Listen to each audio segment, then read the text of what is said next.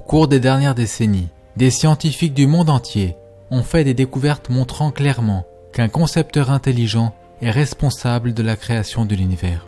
Beaucoup croient que l'univers tout entier est né à partir de rien, par hasard. Mais si vous y pensez vraiment, du rien ne pourrait pas faire naître l'univers, puisque du rien ne produit que du rien. Tout ce qui vient à exister se doit d'avoir une cause. Cependant, beaucoup croient qu'obtenir un système solaire comme le nôtre, avec une planète adaptée à la vie comme la Terre, ne serait pas si difficile. Mais de nombreux scientifiques désapprouvent cela et ont apporté des preuves accablantes soutenant leur position. Par exemple, beaucoup de forces dans l'univers sont équilibrées avec précision et permettent entre autres de rassembler la matière. Sans ces forces, les galaxies, les planètes et les étoiles n'auraient jamais pu se former. Un phénomène d'expansion et de contraction significatif a été observé pour de nombreuses étoiles. Elles passent d'un état de grande brillance à un état obscur, et ce, même en l'espace d'une année. Mais fort heureusement pour nous, notre étoile, le Soleil, a une stabilité extraordinaire.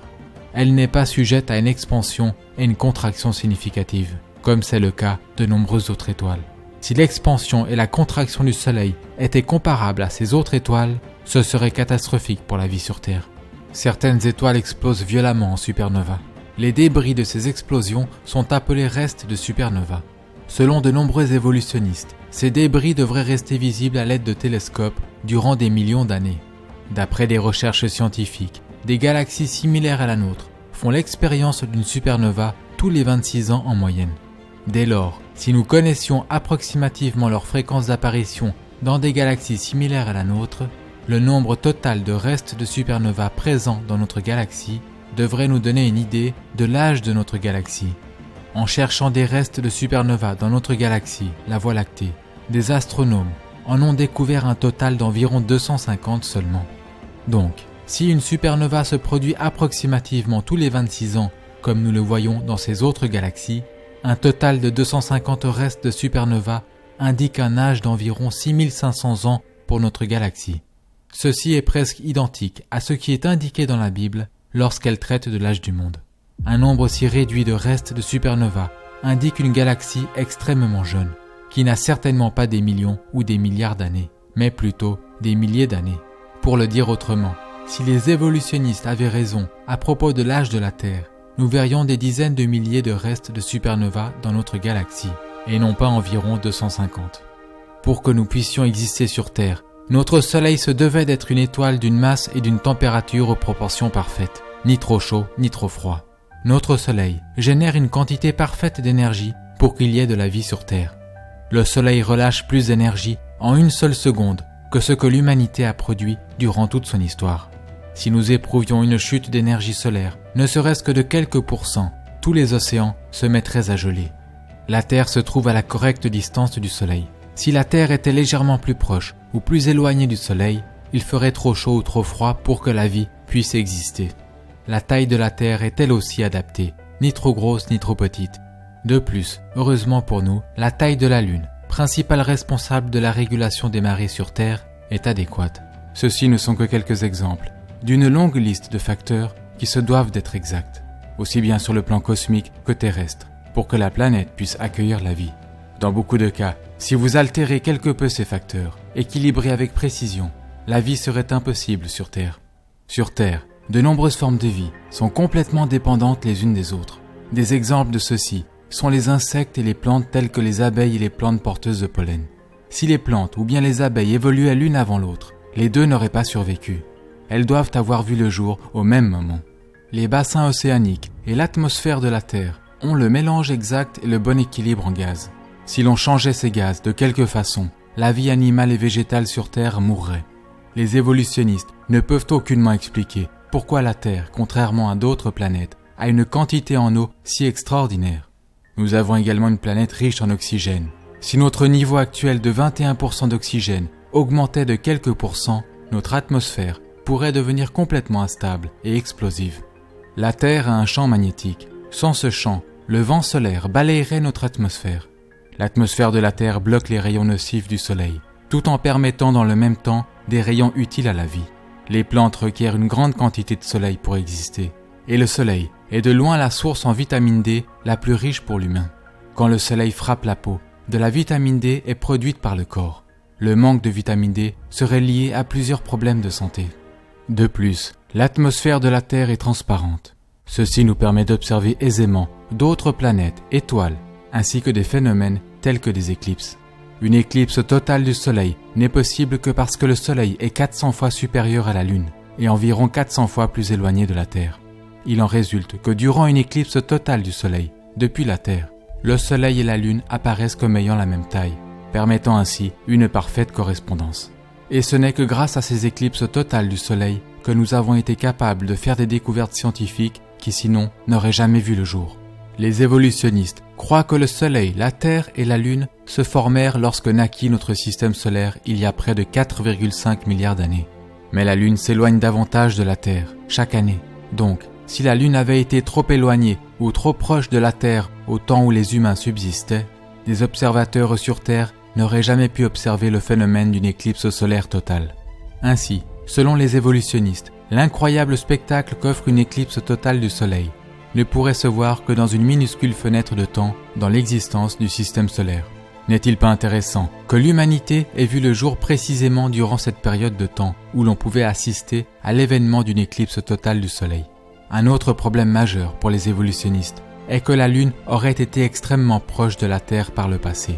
En réalité, la Lune se serait rapprochée à tel point qu'elle aurait touché la Terre il y a bien moins de 4,5 milliards d'années en arrière. Les évolutionnistes affirment que notre système solaire émergea d'un nuage de poussière tourbillonnant. Dès lors, la composition de diverses planètes ainsi que leur température devrait être identique, mais ce n'est pas le cas. Ceux qui adhèrent à la théorie du Big Bang croient en réalité que toute matière dans l'univers fut concentrée à l'origine dans quelque chose de plus petit qu'une tête d'épingle, qu'elle explosa ensuite, s'étendit, et qu'en sortit le système ordonné de choses que nous voyons aujourd'hui. Néanmoins, il y a de gros problèmes avec la théorie du Big Bang. En premier lieu, si vous aviez concentré toute la masse de l'univers dans ce point de départ, plus petit qu'une tête d'épingle, la gravité aurait été si forte que rien n'aurait été en mesure de s'en échapper. Deuxièmement, les explosions ne produisent pas l'ordre, elles détruisent l'ordre. Il serait donc impossible qu'un nombre de choses ordonnées, presque infinies, émergent d'une explosion.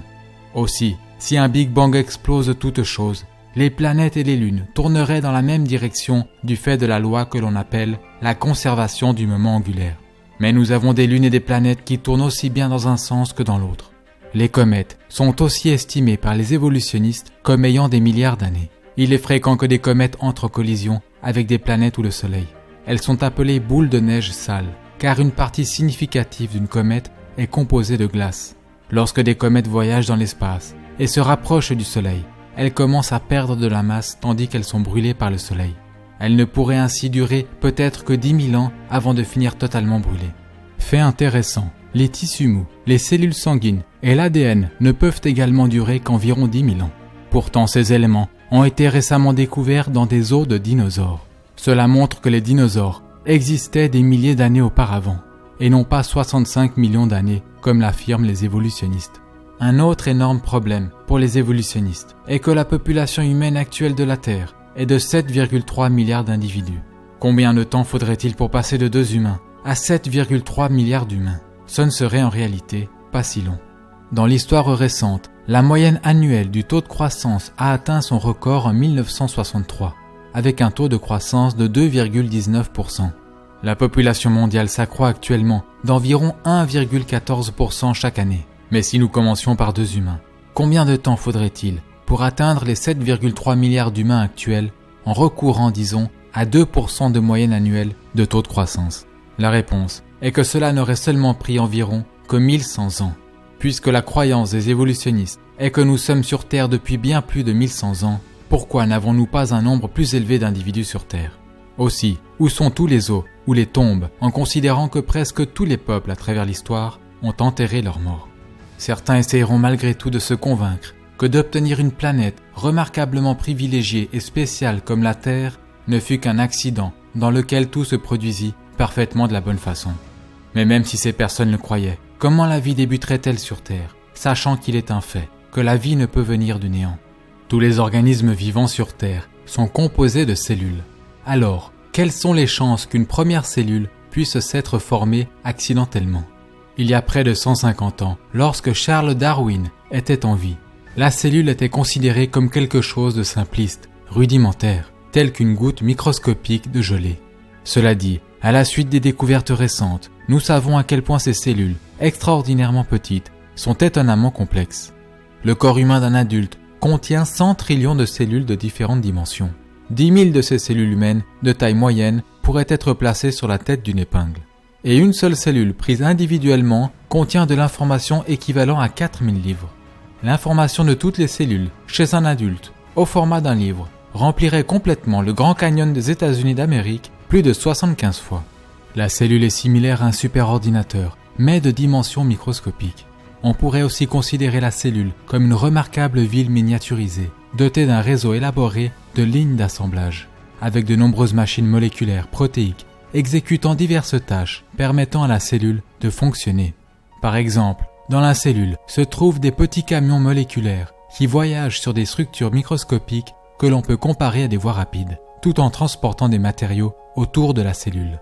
Un exemple de machine moléculaire dans la cellule est le moteur flagellaire qu'utilisent certaines bactéries pour nager. C'est un moteur rotatif moléculaire muni d'une queue de la forme d'un fouet et pouvant opérer jusqu'à 100 000 révolutions à la minute. Voici une image d'un moteur flagellaire agrandi plus de 50 000 fois. Il fait environ 1/40 millième de centimètre de long. 8 millions de ces moteurs minuscules pourraient être placés sur la coupe transversale d'un cheveu humain. Vous pouvez voir les détails de sa construction. Il est composé de 30 parties protéiques différentes. Il semble avoir été conçu par un ingénieur. Le moteur flagellaire est extrêmement similaire à un moteur électrique. Faisant des rotations dans un sens et dans l'autre, le moteur flagellaire conduit une bactérie à travers un environnement liquide extrêmement visqueux. La vitesse de nage la plus élevée que le moteur flagellaire imprime à une bactérie est estimée être identique à la vitesse d'un être humain nageant à 97 km/h. Si cela ne vous semble pas impressionnant, considérez que la vitesse de nage la plus élevée jamais rapportée chez un humain est d'environ 8 km/h. Ainsi, la bactérie peut, au moyen d'un moteur flagellaire, se déplacer près de 11 fois plus rapidement que le nageur humain le plus rapide à avoir été chronométré. Les 30 parties distinctives du moteur flagellaire sont toutes essentielles. Donc, si vous retirez l'une de ces parties, celui-ci ne fonctionnera plus du tout et la bactérie mourra. Le moteur flagellaire est similaire à un piège à souris. Pour qu'un piège à souris fonctionne, vous avez besoin de toutes les différentes parties. Et si vous retirez l'une des parties du piège, le piège ne fonctionnera plus du tout. Le procédé de construction du moteur flagellaire requiert que les 30 différentes parties interagissantes soient assemblées correctement et placées aux emplacements appropriés au bon moment. Le procédé de construction requiert également des instructions, des traductions et une évaluation au sein de la cellule, aussi bien au début qu'à la fin de la procédure. Si tout cela ne se produisait pas, ces machines remarquablement minuscules, ou leurs différentes parties prises individuellement, ne seraient pas construites ou assemblées correctement. Mais comment ces nombreuses machines ou parties microscopiques seraient-elles où aller et quoi bâtir correctement dans un système évolutionnaire? Elles ne le seraient pas, ce serait impossible. Ces faits réfutent et éliminent l'évolution darwinienne, laquelle est par définition un procédé aveugle, non orienté, sans plan ni but. Les cellules sont composées majoritairement de protéines. Une cellule typique emploie des milliers de différentes sortes de protéines. Pour obtenir ne serait-ce que la cellule la plus simple, il faudrait au moins 600 molécules protéiques différentes. Les protéines sont constituées d'acides aminés. Une protéine fonctionnelle est généralement constituée d'une chaîne d'environ 50 à 1000 acides aminés. Certaines protéines requièrent une chaîne de milliers d'acides aminés correctement séquencés. Chaque fois qu'un nouvel acide aminé est joint à une chaîne, il doit former un lien chimique appelé liaison peptidique, afin de se lier aux autres acides aminés dans la chaîne. Les acides aminés gauchers et droitiers sont produits plus ou moins à la même fréquence. Mais seuls les acides aminés gauchers peuvent être sélectionnés pour l'utilisation dans une chaîne pour fabriquer une protéine. Les évolutionnistes ne peuvent expliquer la raison pour laquelle les protéines n'utilisent que des acides aminés gauchers. Chaque acide aminé dans la longue chaîne doit également être un acide aminé bien spécifique. Il y a 20 types différents qui peuvent être sélectionnés, et ils doivent être placés dans le bon ordre dans la chaîne pour former une protéine. Les acides aminés sont placés exactement dans le bon ordre grâce à une molécule dans la cellule appelée l'ADN. On pourrait décrire l'ADN comme un schéma directeur, une information codée ou un langage spécifique qui utilise un alphabet chimique à 4 lettres. les lettres chimiques ou le code de l'ADN sont l'ensemble des instructions destinées aux machines de la cellule afin de savoir comment assembler correctement des acides aminés dans la chaîne pour fabriquer des protéines. Si l'ADN n'est pas présent dès le début, les acides aminés ne seront pas sélectionnés correctement et placés dans le bon ordre. Il en résultera qu'une protéine ne pourra pas se former et la cellule ne survivra pas. L'ADN ne peut pas fonctionner sans la présence d'au moins 75 protéines préexistantes. Mais les protéines ne sont pas produites par l'ADN. Puisque chacun a besoin de l'autre, les deux se doivent d'avoir existé au même moment, par Dieu. Ce fait élimine l'évolution. Une fibre d'ADN ne fait qu'environ 2 millionièmes de millimètre d'épaisseur. Bien que l'ADN ne soit pas épais et soit extraordinairement petit, déroulé, il est extrêmement long. En effet, si l'on déroulait, connectait et étendait l'ADN de l'une de vos cellules, il ferait plus de 2 mètres de longueur. Il serait si fin qu'on ne pourrait pas voir ses détails, même sous un microscope électronique. Si tout l'ADN de votre corps était placé bout à bout, il s'étendrait d'ici à la Lune plus de 500 000 fois. Si vous preniez un ensemble d'ADN de chaque personne ayant jamais vécu et que vous le placiez sur une pile, il pèserait moins qu'une aspirine. Pourtant, la densité de stockage d'informations de l'ADN est plusieurs fois plus grande que la plus avancée des puces informatiques de silicium. Bill Gates a décrit ainsi l'ADN. Citation : « L'ADN est comme un programme d'ordinateur, mais de très loin plus avancé qu'aucun logiciel jamais créé. » Cela dit, avoir le programme d'instruction complexe de l'ADN n'est pas suffisant en soi. D'autres éléments dans la cellule doivent pouvoir comprendre et utiliser le programme d'information de l'ADN. En d'autres termes, le programme ADN hautement complexe ne vaut rien si vous n'avez pas aussi un système à l'intérieur de la cellule qui puisse comprendre le langage ADN. Pour mieux comprendre cela, imaginez que l'ADN soit un disque CD ou DVD complexe. Si vous n'avez pas en plus le lecteur ou le système qui peut le lire, comprendre et utiliser l'information sur le disque, alors le disque ne vaut rien. Par conséquent, d'autres éléments dans la cellule doivent comprendre et être capables d'utiliser le programme d'information ADN afin de bâtir correctement. Sinon, la cellule mourra. L'ADN est capable de fabriquer une copie identique à lui-même.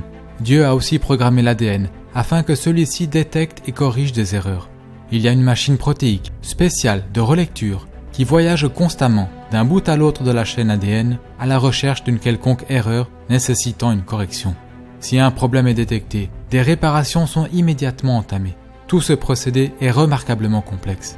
L'information contenue dans l'ADN prouve que la vie ne consiste pas seulement de matière et d'énergie. Elle contient aussi de l'information. L'information ne peut venir que d'une source intelligente qui l'y place. Une autre fonction de l'ADN est que c'est le programme qu'utilise Dieu pour construire ce à quoi vous ressemblez, votre couleur de cheveux, votre taille, etc. Comme il a été dit précédemment, le corps de chaque adulte humain contient près de 100 trillions de cellules. Mais à votre conception, vous n'étiez qu'une seule cellule. Ce qui est extraordinaire est que vous débutiez votre existence en n'étant pas plus gros qu'une tête d'épingle. Cependant, toute l'information complexe qui vous a physiquement défini, vous et tous les organes de votre corps, était là, contenue dans cette unique cellule. Dans le mois de votre conception, vos yeux, vos oreilles et vos poumons se développent. Des milliards de nouvelles cellules se forment et votre taille s'accroît de plus de 10 000 fois. Peu après les premiers mois, la vitesse à laquelle vous grandissiez ralentit de façon spectaculaire. Si elle n'avait pas ralenti et que votre allure de croissance était restée la même, vous auriez pesé plus de 1300 kg à la naissance.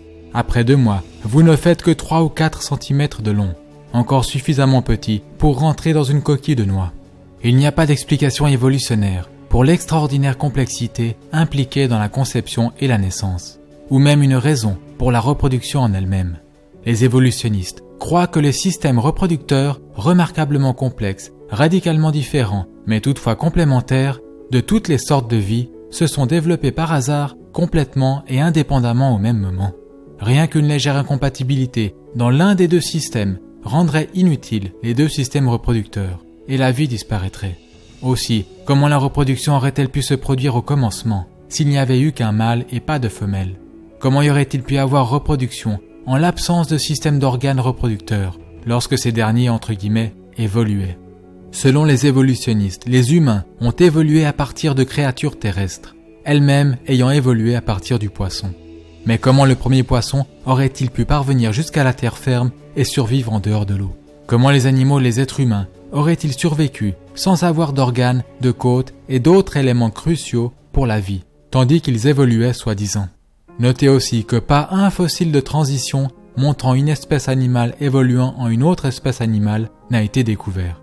Et les soi-disant chaînons manquants, qu'utilisent certains pour prétendre que les singes ont évolué en êtres humains, se sont tous avérés être soit totalement singes, soit totalement humains, soit faux. Les évolutionnistes n'ont également aucune explication pour la conscience ou l'origine du système immunitaire. Par exemple, les globules blancs dans le sang attaquent les mauvaises bactéries dans notre corps. Celles-ci traqueront et prendront en chasse les mauvaises bactéries dans des missions de délogement et d'élimination. Pour agir de la sorte, elles doivent disposer de l'information programmée qui leur permette de faire la différence entre l'ami et l'ennemi. À moins que tout ceci n'était en place et travaillait dès l'origine de la vie, une condition qui écarte l'évolution, les bactéries et autres agents infectieux auraient gagné et nous n'aurions pas survécu. Les évolutionnistes n'ont pas d'explication pour la très complexe et pourtant parfaite précision avec laquelle le corps coagule le sang. Un désastre pourrait survenir si le sang ne coagulait pas au bon moment et au bon endroit. Si le sang se mettait à coaguler au mauvais endroit, par exemple dans vos poumons ou dans votre cerveau, vous pourriez mourir. Si le sang se mettait à coaguler trop longtemps, après qu'une quantité trop importante de sang ait été drainée ou que la plaie n'ait pas été entièrement recouverte, vous pourriez mourir. Si la coagulation sanguine n'était pas restreinte uniquement à la zone de coupe, tout votre système sanguin pourrait se solidifier. L'évolution n'a aucune explication pour la coagulation sanguine. Car comment votre corps saurait-il automatiquement quand et où débuter le processus de coagulation du sang si une information intelligente interne n'était pas présente pour le guider? Et en parlant de sang, quel élément a paru le premier? Le sang ou le cœur qui pompe le sang? La peau a-t-elle évolué avant le sang? Si c'est le cas, comment a-t-elle survécu?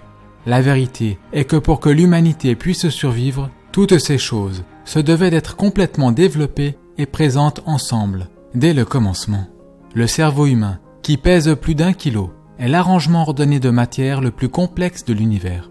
Le cerveau d'un humain adulte contient 100 000 milliards de connexions électriques. C'est plus que toutes les connexions électriques de tous les appareils électriques du monde. À l'arrière de votre globe oculaire se trouve la rétine. Elle fait moins de 7 cm². Pourtant, ces 7 cm² contiennent plus de 137 millions de cellules photosensibles. Et toutes sont branchées au cerveau.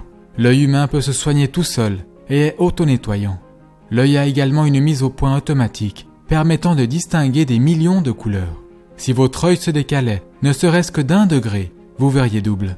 Ces faits ne constituent qu'une partie des preuves qui démontrent que nous avons été créés par Dieu. Et nous trouvons une preuve évidente de la puissance créatrice de Dieu et de son intelligence, non seulement dans la création de l'homme, mais aussi dans l'extraordinaire complexité des animaux et des insectes. Ceci est couvert en détail dans la série de vidéos en anglais, ces incroyables créatures qui défient l'évolution. Certains croient que la complexité de la vie et de l'univers peut s'expliquer par la possibilité qu'une race extraterrestre l'ait créée. Mais croyez-vous vraiment que des extraterrestres aient le pouvoir de créer la Terre? Et qu'en est-il de quelque chose de la taille du Soleil? Plus d'1 million de planètes Terre pourraient tenir dans le Soleil. Le Soleil est également très chaud. Donc, comment les extraterrestres auraient-ils fait pour l'assembler et le construire? Comment auraient-ils fait pour s'en approcher suffisamment pour le construire et s'en écarter rapidement sans mourir après l'avoir allumé? Les conditions en dehors de la Terre, dans l'espace, sont selon les preuves trop hostiles pour que la vie y existe. Par exemple, une explosion prolongée aux rayons cosmiques dans l'espace peut être fatale. Ne serait-ce que les températures extrêmes dans l'espace rendraient pratiquement toute forme de vie soit beaucoup trop chaud, soit trop froid. On y trouve également des gaz empoisonnés, des radiations dangereuses, des explosions gigantesques, des forces gravitationnelles extrêmes et un manque d'atmosphère et d'éléments chimiques spécifiques pour que la vie puisse exister. Or, un grand nombre d'astronomes croient que la vie a évolué sur Terre et par conséquent, selon eux, elle a dû aussi évoluer sur d'autres planètes dans l'espace.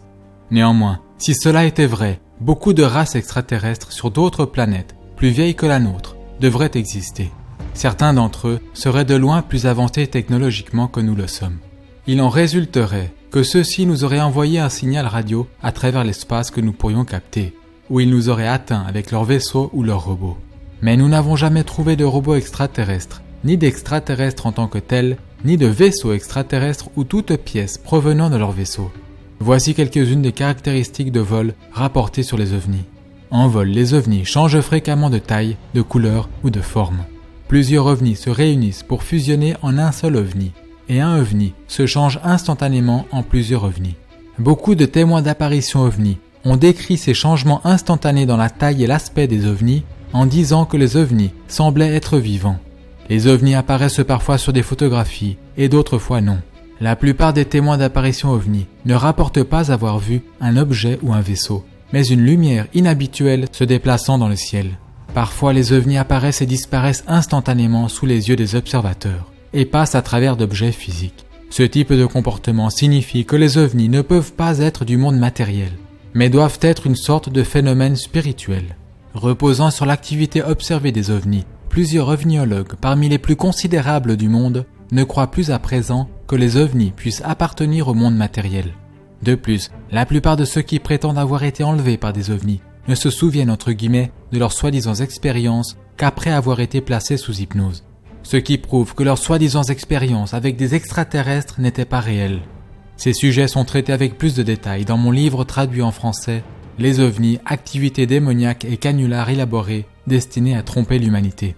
Si les extraterrestres existaient vraiment, il ne leur faudrait pas longtemps pour découvrir ce qu'ils doivent savoir à propos des terriens.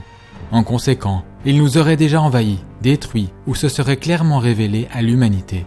L'Organisation de recherche pour une intelligence extraterrestre a scruté le ciel depuis des décennies à la recherche d'une vie intelligente. Mais ils n'ont jamais détecté le moindre signal en provenance de l'espace qui indiquerait l'existence d'une race extraterrestre. Ceux qui cherchent des extraterrestres ont dit que s'ils détectaient ne serait-ce qu'un signal complexe, celui-ci prouverait qu'une intelligence en est à l'origine. Mais pourquoi ceux-ci n'appliquent-ils pas le même raisonnement et n'emploient-ils pas le même procédé de pensée pour l'ADN ? Ce faisant, ils réaliseraient que l'information complexe dans l'ADN prouve qu'une intelligence l'y a placée. Car dès que vous trouvez une information complexe, elle remonte toujours à une intelligence. Le meilleur livre réfutant la théorie de l'évolution sous tous les aspects de la science, y compris des preuves scientifiques d'un déluge mondial, est le livre Au commencement du Dr Walt Brown. Vous avez aussi la possibilité de visionner le DVD Percer le mystère de la vie. Ma vidéo Création et miracles version condensée est une autre vidéo traitant de la création.